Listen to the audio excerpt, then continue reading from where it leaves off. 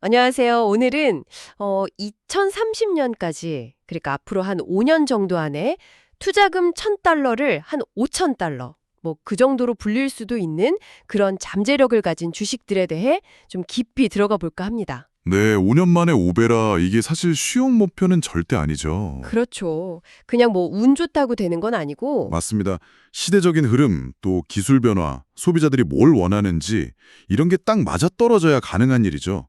때로는 뭐랄까 사회 문화적인 큰 변화가 동력이 되기도 하고요. 네, 그래서 오늘은 바로 그런 가능성이 좀 엿보이는 기업 세 곳을 좀 집중적으로 살펴보려고 합니다. 네, 저도 분석을 해봤는데 말씀하신 그런 특징들에 좀 부합하는 기업들이 보이더라고요.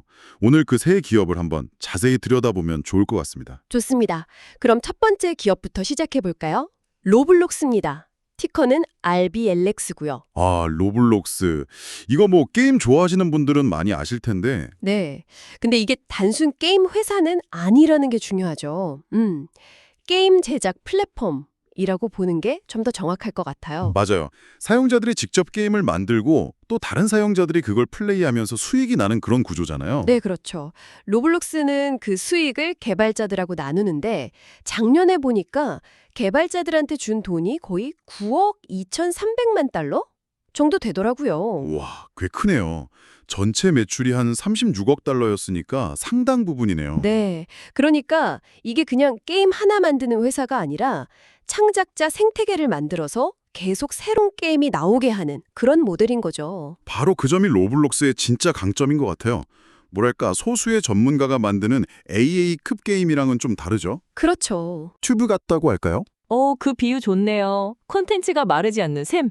네, 그런 느낌이죠. 실제로 그래서 그런지 숫자로도 나타나고 있어요. 작년 매출이 전년 대비 29% 증가했고요. 매일 들어오는 사용자 수, 그러니까 DAU라고 하죠. 이게 8,290만 명으로 21% 늘었어요. 사용자 수도 꾸준히 늘고 있군요. 네, 근데 더 주목할 만한 건 영업 현금 흐름인데요. 이게 무려 79%나 급증해서 8억 2,230만 달러를 기록했어요. 올해 상반기까지도 이런 흐름이 이어지고 있고요. 와, 현금 흐름 증가율이 엄청나네요. 79%면. 네, 그쵸. 이게 그냥 뭐 실적이 좋다. 이걸 넘어서 회사가 외부 자금 없이도 자체적으로 플랫폼 개발이나 사용자 확보에 계속 투자할 수 있는 그런 힘이 생겼다는 의미로 볼 수 있을 것 같아요. 그게 중요하죠. 그렇게 확보된 현금으로 또 새로운 걸 시도할 수 있으니까요. 예를 들면 뭐 기술 개발이라든지. 맞습니다. 바로 그 점인데요. 최근에 로블록스가 AI 기반으로 디지털 자산을 만드는 툴을 내놨어요. 개발자들이 더 쉽게, 좀 더 몰입감 있는 게임 요소를 만들 수 있게 도와주는 거죠. 아, AI 도입도 적극적이군요. 네. 그리고 또 뭐 마텔의 매치박스 자동차나 라이언스 게이트의 블레어 위치 같은 유명 IP 있잖아요. 이런 브랜드 자산을 게임 안에 넣을 수 있는 기능도 새로 선보였고요. 흥미로운데요? 그런 유명 브랜드로 활용하면 사용자들 반응도 더 좋을 수 있겠네요. 네, 뭐 당장 이게 얼마나 큰 성장을 가져올지는 좀 더 지켜봐야겠지만 중요한 건 이런 시도를 계속할 수 있는 자금력이 있다는 거죠. 예전에도 보면 로블록스 커뮤니티가 이런 새로운 기능 나오면 꽤 빨리 반응해서 막 창의적인 걸 만들어내곤 했거든요. 네. 그런 커뮤니티의 힘이 또 무시 못하죠. 애널리스트들 전망은 어떤가요? 전망도 괜찮아요. 2024년에서 2027년 이 기간 동안 매출이 거의 3배 가까이 늘면서 손실 폭도 크게 줄어들 거다 이렇게 예상하더라고요. 3배요? 와우. 네, 뭐 이 추세면 그 뒤로 한 2, 3년 더 성장하면 흑자 전환도 가능할 수 있다 이런 계산이 나오는 거죠. 여기서 중요한 포인트가 있겠네요. 실제로 흑자를 내기 전이라도 그 흑자 전환 가능성만으로도 주가에 영향을 줄 수 있다는 거. 맞아요. 시장은 보통 미래를 좀 먼저 반영하니까요. 그렇죠. 그래서 이제 2030년까지 본다면 만약 이 성장 스토리가 진짜 현실이 된다면 지금 주가가 어쩌면 좀 매력적인 구간일 수도 있다. 뭐 이런 기대감이 생기는 거죠. 네, 로블록스 확실히 디지털 창작이라는 트렌드를 잘 타고 있는 것 같습니다. 자, 그럼 다음 기업으로 넘어가 볼까요? 이번에는 금융 쪽입니다. 소파이 테크놀로지스, 티커는 SOFI. 아, 소파이. 네. 금융 쪽도 지금 디지털 전환이 엄청나죠. 맞아요. 은행 건부 방식이 정말 많이 바뀌고 있잖아요. 작년 말에 미국 은행가 협회 설문조사를 보니까 미국 은행 고객 55%가 은행일 볼 때 모바일 앱을 가장 먼저 쓴대요. 절반 이상이네요. 네, 지점 직접 간다는 사람은 8%밖에 안 되고요. 허허허, 8%. 정말 시대가 변했네요. 예전엔 상상도 못할 일인데. 그렇죠. 더 이상 뭐 은행 가려고 시간 내는 걸 사람들이 당연하게 생각하지 않는다는 거죠. 그리고 여기서 한 단계 더 나아가서 그냥 기존 은행의 온라인 서비스 말고 아예 처음부터 온라인 전용으로 만들어진 은행 있잖아요. 이런 곳을 선택하는 사람들이 늘고 있다는 점도 주목해야 할 것 같아요. 네, 바로 소파이가 그런 대표적인 예죠. 그렇죠. 소파이는 원래 학생 대출로 시작했던 걸로 아는데 지금은 종합금융 플랫폼이 됐죠. 맞아요. 2018년 중반에 고객 수가 한 63만 명 정도였는데 지금은 1,175만 명이 넘었어요. 와, 거의 20배 가까이 늘었네요. 불과 몇 년 만에. 네, 정말 엄청난 성장세죠. 매 분기 꾸준히 늘고 있는데 그 이유를 보면 간단해요. 소파이가 앱 하나로 예금, 대출, 투자, 보험, 신용카드까지 기존 은행이 하던 걸 거의 다 하거든요. 훨씬 편하게요. 말 그대로 그냥 손안의 은행이네요. 그렇죠. 그리고 이게 그냥 잠깐 반짝하는 유행이 아니라는 게 중요해요. 스트레이트 리서치라는 곳 자료를 보면 전 세계 온라인 뱅킹 시장이 2033년까지 연평균 한 14%씩 성장할 거라고 하더라고요. 14%면 꽤 높은 성장률인데요. 네, 미국 시장만 봐도 연평균 13% 정도 꾸준히 성장할 거라고 보고 있고요. 특히 여기서 또 봐야 할 게 세대 차이인 것 같아요. 아, 세대 차이요? 네, 아까 그 ABA 설문조사에서 Z세대랑 밀레니얼 세대 있잖아요. 이 젊은 세대의 거의 3분의 2가 다른 어떤 방법보다 모바일 뱅킹 앱을 제일 먼저 쓴다고 답했어요. 아하, 역시 디지털 네이티브 세대는 다르군요. 그렇죠. 이 사람들은 그냥 스마트폰으로 하는 게 당연한 거예요. 그렇다면 이 세대가 점점 나이 들고 경제활동의 중심이 되고 또 그들의 자녀 세대한테 이런 습관이 이어진다면 앞으로 은행 지점은 어떻게 될까요? 점점 없어지려나요? 글쎄요, 뭐 완전히 없어지진 않겠지만 역할이 크게 줄어들 가능성은 충분히 있죠. 지금 젊은 세대한테는 은행 지점 가는 게 오히려 되게 낯설고 불편할 수 있거든요. 그럴 수 있겠네요. 네. 이런 장기적인 인구 구조 변화나 행동 패턴 변화가 소파이 같은 디지털 금융 플랫폼한테는 굉장히 유리한 환경을 만들어주는 거죠. 단순히 편리함의 문제를 넘어서는 거군요. 그렇죠. 특정 세대의 금융생활 방식 자체를 대변하는 플랫폼이 될 수도 있는 거죠. 물론 기존 은행들도 가만히 있진 않겠지만 아무래도 처음부터 디지털로 설계된 플랫폼의 사용자 경험이나 비용 효율성을 따라잡는 게 쉽지는 않을 것 같아요. 네, 소파이, 이 디지털 금융전환이라는 큰 파도 위에 있다는 점 확실히 주목해 봐야겠습니다. 자, 이제 마지막 세 번째 기업으로 가보겠습니다.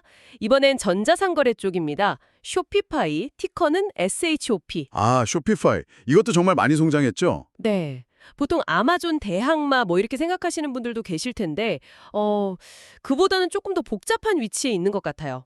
아마존이라는 거대한 공룡이 있는데 왜 판매자들이 쇼피파이를 쓸까? 이 질문부터 시작해 봐야 할 것 같은데요.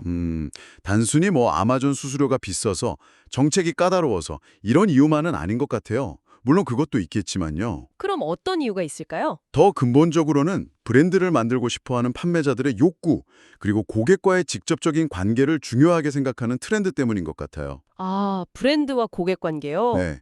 아마존에서는 사실 내 상품이 그냥 수많은 상품 중 하나로 묻히기 쉽잖아요. 그리고 판매자가 고객 정보를 직접 갖거나 소통하기가 어렵죠. 모든 게 아마존 플랫폼 안에서 이루어지니까요. 그렇죠. 좀 표준화된 느낌이 강하죠. 맞아요. 그런데 요즘 소비자들은 그냥 물건만 사는 게 아니라 그 브랜드가 가진 이야기나 가치에 공감하고 싶어하고 판매자랑 직접 소통하고 싶어하는 경향이 있거든요. 이게 바로 D2C, 다이렉트 투 컨슈머 모델이 뜨는 이유고요. 아하, 그래서 쇼피파이가 필요한 거군요. D2C를 가능하게 해주는 도구로서. 정확합니다. 쇼피파이라 쓰면 판매자가 코딩 같은 거 몰라도 자기만의 개성 있는 온라인 스토어를 쉽게 만들 수 있잖아요. 디자인도 마음대로 하고 고객 데이터도 직접 관리하고 마케팅도 직접 하고요. 네, 자기만의 디지털 플래그십 스토어를 만드는 느낌이겠네요. 그렇죠. 고객과 직접 관계를 맺을 수 있는 거죠. 이게 먹히고 있다는 게 숫자로 드러나는데 작년에 쇼피파이 플랫폼에서 거래된 총 상품 금액, GMV라고 하죠. 이게 2,920억 달러를 넘었어요. 와우, 2,920억 달러. 엄청나네요. 네, 성장률도 24%였는데 이게 올해 상반기까지도 계속 이어지고 있다고 하고요. 성장세가 꺾이지 않고 있군요. 네, 그러니까 쇼피파이의 성공은 단순히 기술이 좋아서라기보다는 이 D2C라는 거대한 소비 트렌드와 딱 맞아떨어졌기 때문이라고 봐야 해요. 소비자들이 원하는 걸 기술적으로 가능하게 해준 거죠. 그래서 애널리스트들도 쇼피파이가 앞으로도 계속 성장할 거라고 보는 거군요. 최소 2027년까지는 강한 성장세가 이어질 거라는 전망도 있던데요. 맞습니다. 아마존이 채워주지 못하는 어떤 관계나 스토리에 대한 니즈를 쇼피파이가 잘 파고들고 있다. 이렇게 보는 거죠. 게다가 쇼피파이도 AI 기술 도입에 되게 적극적이더라고요. 아, 그렇죠. AI 기반 챗봇으로 영업 도와주는 거나 뭐 텍스트만 입력하면 스토어 디자인 제안해주는 기능 같은 거요. 최근에는 챗GPT 통해서 바로 상품 판매할 수 있는 기능까지 넣었다고 하더라고요. 오, 챗 GPT 연동까지. 정말 빠르게 움직이네요. 이런 기술 투자가 장기적으로는 판매자들한테 더 좋은 도구를 제공하고 플랫폼 자체의 매력을 또 높이는 데 도움이 되겠죠. 네, 그럴 것 같습니다. 그런데 여기서 한 가지 좀 걸리는 점이 밸류에이션이요. 아, 그렇죠. 그 얘기를 안 할 수가 없죠. 지금 쇼피파이 주가가 올해 예상 주당 순이익의 한 100배 정도에서 거래되고 있다면서요. PER 100배면 와, 네, 맞아. PER 100배. 시장이 쇼피파이의 미래 성장에 대해서 정말 어마어마한 기대를 하고 있다는 뜻이죠.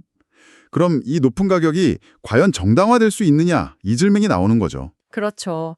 너무 비싼 거 아니냐, 거품 아니냐 이런 걱정이 들 수밖에 없는데요. 만약에 기대만큼 성장이 안 나오면 주가가 크게 떨어질 위험도 있는 거 아닌가요? 정확한 지적입니다. 높은 밸류에이션은 당연히 리스크를 동반하죠. 양날의 검이에요. 네. 그런데 또 때로는 그 프리미엄이 정당화될 만한 이유가 있는 경우도 있어요. 애널리스트들은 쇼피파이가 약간 그런 케이스일 수 있다고 보는 것 같아요. 아, 그래요? 네. 최근에 주가가 꽤 올랐는데도 애널리스트들이 제시하는 1년 목표 주가 평균치가 여전히 지금 주가보다 높거든요. 아, 단기적으로도 더 오를 여지가 있다고 보는 거군요. 수출이랑 이익 성장을 할 수 있다. 이런 잠재력을 높게 평가하는 거죠. 물론 경쟁도 치열할 거고 변수도 많겠지만 시장은 지금 쇼피파이가 이 D2C라는 큰 흐름을 가장 잘 타고 있는 회사 중 하나다. 이렇게 보고 있는 셈이에요. 결국 그 기대감이 현실이 되느냐 마느냐가 2030년까지 주가의 향방을 가를 핵심이 되겠네요. 그렇죠. 네, 오늘 정말 흥미로운 세 기업 로블록스, 소파이, 쇼피파이까지 살펴봤습니다. 뭐랄까 각자 다른 분야에 있지만 공통적으로 큰 기술 변화 또 사회적인 변화의 흐름 속에서 기회를 찾고 있다는 점이 인상 깊었습니다. 맞습니다. 결국 오늘 이야기 나눈 내용의 핵심은 이거 같아요. 디지털 창작 경제가 커지고 금융이 온라인으로 넘어가고 브랜드와 소비자가 직접 만나는 이런 큰 변화 속에서 어떤 기업들이 혜택을 보고 있는가, 이걸 파악하는 게 중요하죠. 네, 이 세 기업의 이야기가 결국 그런 트렌드와 비즈니스 모델이 만났을 때 어떤 폭발적인 성장 잠재력을 가질 수 있는지를 보여주는 좋은 사례인 것 같습니다. 그렇죠. 오늘 본 세 기업은 각자의 방식으로 이런 변화를 주도하거나 혹은 아주 영리하게 활용하고 있는 회사들이고요. 여기서 마지막으로 한 가지 질문을 던지면서 마무리하고 싶어요. 네, 어떤 질문인가요? 오늘 우리가 얘기한 이 세 가지 큰 흐름 외에 지금 우리 주변에서 또 어떤 중요한 사회적, 기술적 변화가 조용히 하지만 강력하게 진행되고 있을까요? 그리고 어떤 기업들이 앞으로 5년, 10년 뒤에 폭발적으로 성장하기 위해서 바로 그 변화의 흐름에 올라탈 준비를 지금 하고 있을까요? 와, 정말 생각해 볼 만한 질문이네요. 오늘 저희가 나눈 이야기들이 청취자 여러분께서도 각자의 관점에서 미래의 성장 기회를 찾는데 조금이나마 영감이 되었으면 좋겠습니다. 네. 그런 관점으로 주변을 둘러보시면 또 다른 기회가 보일 수도 있을 겁니다. 네, 오늘 깊이 있는 분석 감사했습니다. 다음 시간에 더 흥미로운 주제로 다시 찾아뵙겠습니다.